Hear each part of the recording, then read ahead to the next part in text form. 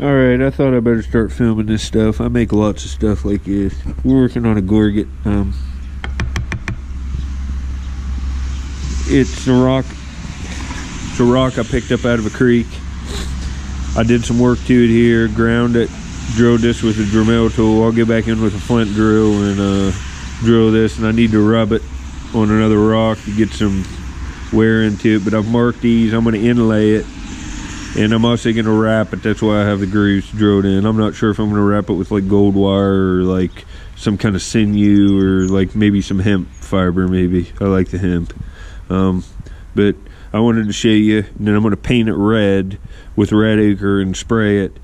Let that set, then wrap it, and I'll show you the steps.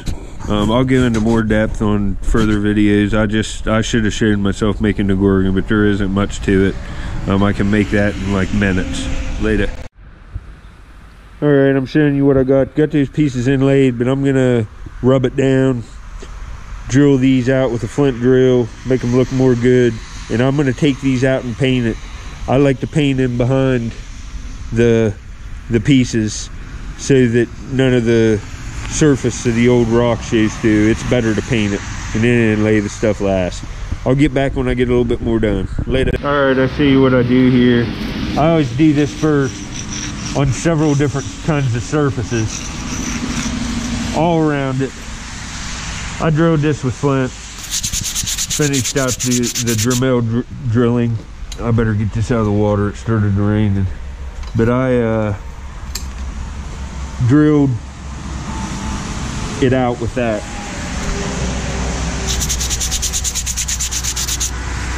And the tips are like 80 grit silicon carbide tips for this.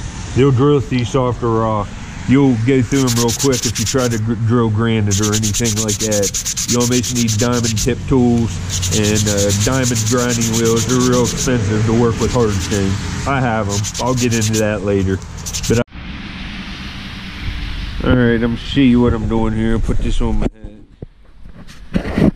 I roughed this up on a hard surface with other stones and stuff. Rubbed it on stuff like this, and now I'm just coming back in with like, I think this is 60 or 80 grit, and it's the waterproof kind. It lasts way better than just regular sandpaper, because ideally you want to have a bucket of water when you're getting grinder marks off and stuff and dip it in. But I'm just doing this outside, you know, it's doing it, making it like this. Like if you're inside, you want water on it because you see all this rock dust coming off. You usually want to wear a respirator. I usually do. You don't want to breathe in this rock dust. Especially if you're grinding flint, you never want to breathe in that. The fine particles just destroy your lungs. They're like little razors.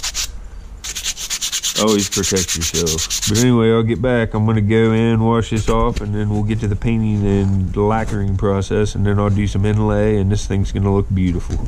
Later. Alright, here's what you want to see. Got it with this natural pigment. Got a real nice paste, and it's going to make a beautiful paint. Natural pigment used by Native Americans. Hematite ore. Alright, this is what I'm using. Krylon clear coat.